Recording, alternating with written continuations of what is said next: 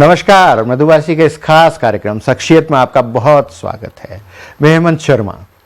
आज हम आपको जिस शख्सियत से मुलाकात करवाने जा रहे हैं वे उम्र में चाहे बहुत छोटे हों, लेकिन उनके काम काफ़ी बड़े बड़े हैं। वे एक नन्हे साइंटिस्ट के रूप में उभर चुके हैं और उन्होंने एक अपना इनोवेशन किया जिसका पेटेंट महज 5 साल की उम्र में उन्होंने करवाया है। और हर बार कुछ नया करने का मन में रहता है, कुछ ना कुछ नया डिफरेंट करने के लिए हमेशा लालायित रहते हैं। तो आज हमारे साथ स्टूडियो में है मास्टर यथार्थ जैन। यथार्थ जी, आपका बहुत बहुत स्वागत है मृदुभाषी के स्टूडियो में। Thank you. और साथ में है उनकी मदर डॉक्टर चारुल जैन। वो सिम्बायोसिस में टीचर हैं और लगातार जो नए इनोवेशन की जो इसे प्रेरणा मिलती है वो कहीं ना कहीं माता पिता के द्वारा ही मिलती है। तो मैं सबसे पहले यथार्थ से प्रश्न पूछना चाहूँगा कि यथार्थ, क्या नया किया इस बार? आपने क्या किया था जब आपके ऊपर पानी डूल जाता था? तो क्या सोचा आपने? मैंने ये सोचा, मैंने कन्वीनियंट बॉटल सोची थी। मैंने एक प्लास्टिक ट्रांसपेरेंट बॉटल ली थी। मैंने फिर उस कैप को निकाला और फिर मैंने उसमें छेद करा, नल लगाया और उस बॉटल में पानी भरा और फिर उसमें से अपन ने फिर उसको बंद करा, उसके कैप को, और उसका नल चालू करा। कंट्रोल प्रेशर से उसको बीच में से दबाया, मुंह में रख के पानी आना शुरू। और फिर पानी गिरता है उसके बाद जब पीते हैं आप? वो नहीं धुल पाता। तो ये किसके लिए आपने सोचा था कि किन लोगों के लिए ज्यादा? पर्सन था मैं एक दिन, तो स्पोर्ट्स खेलता था तो कभी कभी मेरे ऊपर पानी धुल जाता था। एक दिन स्पोर्ट्स पर्सन थे क्या आप? हाँ। अच्छा, और क्या फिर उसके बाद क्या किया उसको लेकर आपने? उसको मैंने स्पोर्ट्स में एक बार मैंने यूज करा तो एक बार भी पानी नहीं धुला। अरे वाह, ग्रेट। तो मतलब स्पोर्ट्स मैन जो हैं वो उसे यूज कर सकते हैं ना? हाँ। और उन्हें पानी भी गिरने की कोई दिक्कत नहीं होगी, वे गीले नहीं होंगे। अच्छा, इसको पेटेंट भी करवाया आपने? हाँ। क्या था, क्या सिस्टम, क्या सोच के करवाया? ये मैंने ऐसे ही कार्टून देखा, कार्टून में वीडियोस थोड़े निकले, फिर कार्टून के वीडियो देखा, कार्टून के सारे वीडियोस में ये सब मिला था।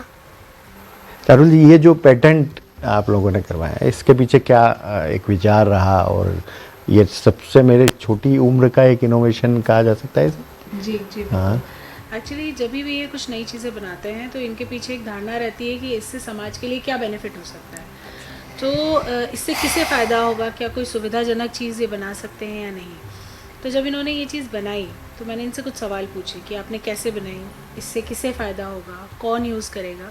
तो ये जब चीज़ें, मैं खुद एक IPR प्रैक्टिशनर हूँ, तो ये सब चीज़ें जब मैंने इनसे पूछी और मुझे संतोषजनक जवाब मिले तो मैंने अपने लीगल एडवाइज़र से बात की कि क्या इस तरह की कोई कन्वीनियंस बॉटल पहले बनी है। तो इनका पूरा वीडियो डिटेल सारी मैंने उन्हें भेजी और भेजने के बाद मैंने उनसे पूछा कि क्या हम इसे पेटेंट फाइल कर सकते हैं। तो उनका कहना था हाँ, इस तरह की कोई डिज़ाइन पेटेंट पहले इंडिया में नहीं बनी है। तो फिर भी हमने गवर्नमेंट के पोर्टल पे 45 डेज़ इसे रन किया, फिर वहाँ से कंफर्मेशन आया कि ये यूनिक डिज़ाइन है। तो इस तरह से गवर्नमेंट ने इन्हें एक यूनिक डिज़ाइन पेटेंट से रिवॉर्ड किया। क्या बात है। कहते हैं ना कि पूत के पाँव पालने में ही नज़र आते हैं, और छोटा सा यथार्थ आज महज 5 साल का है और उसने अपना एक इनोवेशन किया और लगातार जब भी उनसे बात करो कुछ नया उनके दिमाग में चलता रहता है, कभी कुछ कभी कुछ। ये सारी चीज़ें आप लोग सिखाते हैं या इसके मन में आती है सारी चीज़ें? क्या है ये इसके अपने मन में आती है। किस तरह की हरकतें रहती है? यदि छोटे बच्चे से अपन बात करें कि यथार्थ जब समझ पकड़ रहा था तब से लेके आज तक में इसमें क्या चीज़ें देखते हैं आप कि क्या नया है इसमें जो एक चीज़ है जो आइंस्टाइन भी बोल गए हैं, curiosity is the mother of invention. Curiosity इनमें बहुत ज़्यादा है। हर चीज़ क्यों, कैसे, आप ही क्यों, मैं क्यों नहीं। तो हम जैसे कहते हैं बच्चे मैं 11 महीने की उम्र में इन्होंने दौड़ना शुरू कर दिया। फिर 1 साल में इन्हें लिखने का बड़ा शौक़ था, ड्राइंग का शौक़ था, तो ये काफ़ी वो करते थे।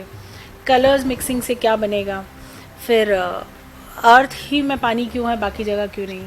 काफ़ी इनके ऐसे सवाल होते थे जो बहुत लॉजिकल होते थे। इलेक्ट्रिसिटी क्यों है, पानी में क्यों नहीं डालते हैं, करंट लग जाएगा। तो जैसे हम बच्चों को समझाते सॉकेट में हाथ नहीं डालना, लेकिन ये खुद समझते हैं कि वहाँ डालेंगे तो करंट आ जाएगा। तो इनके सवाल बहुत अलग तरीके के होते थे और हमने इनकी क्यूरोसिटी को देखते हुए ना इसे प्रोत्साहित किया। बाकी माओ की तरह हमने इसे रोका नहीं कि नहीं कि आप हाँ इनफैक्ट कैंची से जैसे बच्चों को बोलते हैं दूर रखिए, अपने आंखों के सामने उन्हें देते थे और जिस तरह के शेप्स बनाते हैं, ड्राइंग करते हैं, बहुत इनोवेटिव होता है। और कई बार हमारे लिए भी कभी ऑफिस के कामों में या रेगुलर चीज़ों में घर में कुछ ऐसा इनोवेटिव आइडिया दे देते हैं कि हमें भी लगता है हाँ यार इस तरह हमने तो कभी सोचा ही नहीं। क्या बात है।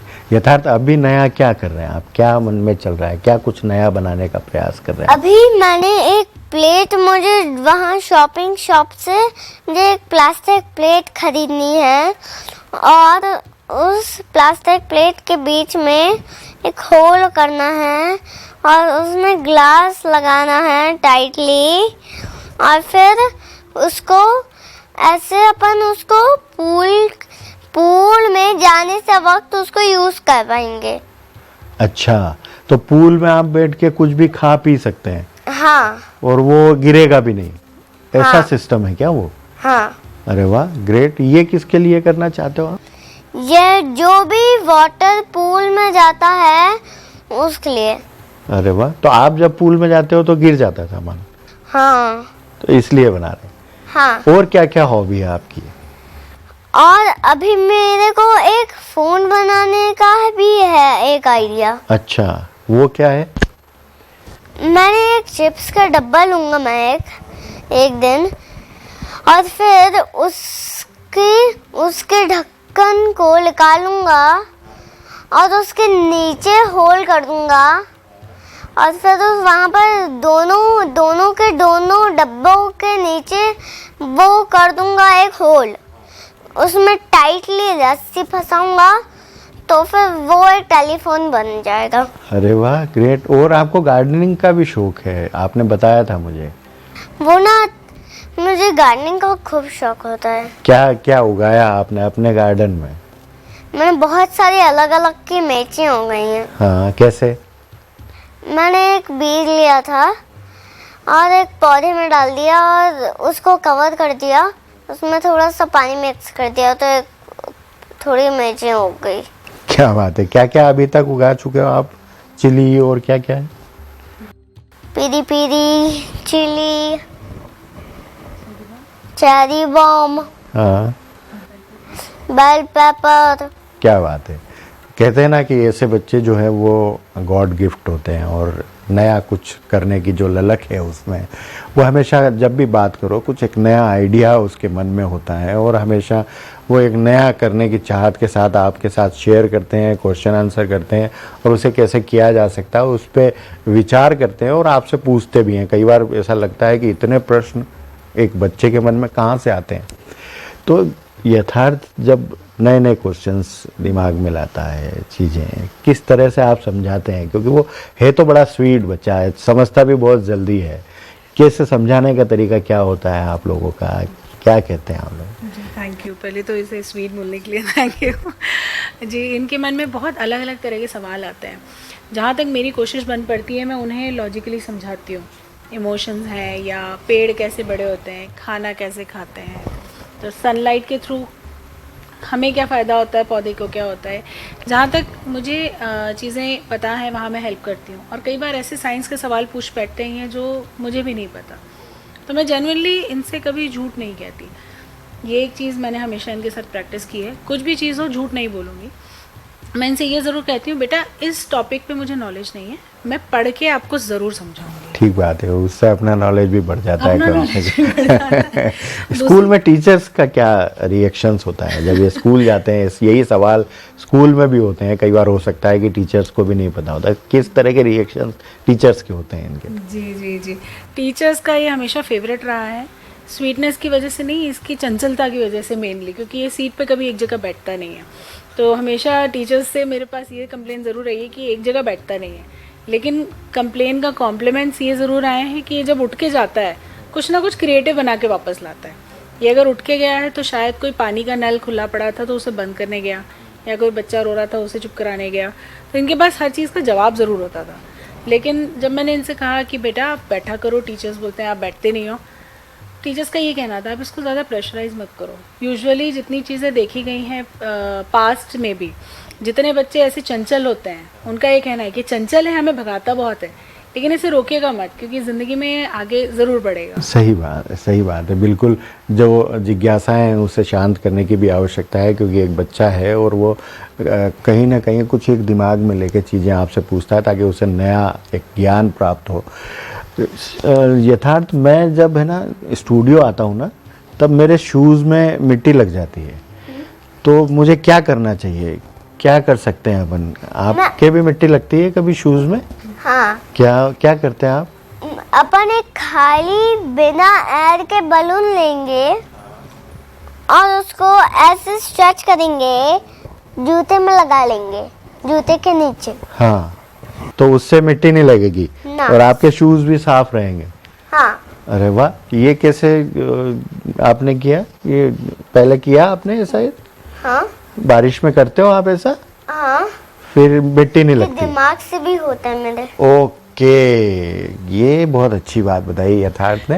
ये एक चीज़ और कि जब ये घर में होता है तो बड़े बुजुर्ग बाकी सारे लोग जो होते हैं उन्हें कहीं ना कहीं कोई छोटी छोटी चीज़ों में परेशानियां आती है, तो क्या ये उन परेशानियों को सॉल्व करने की भी कोशिश करता है या क्या?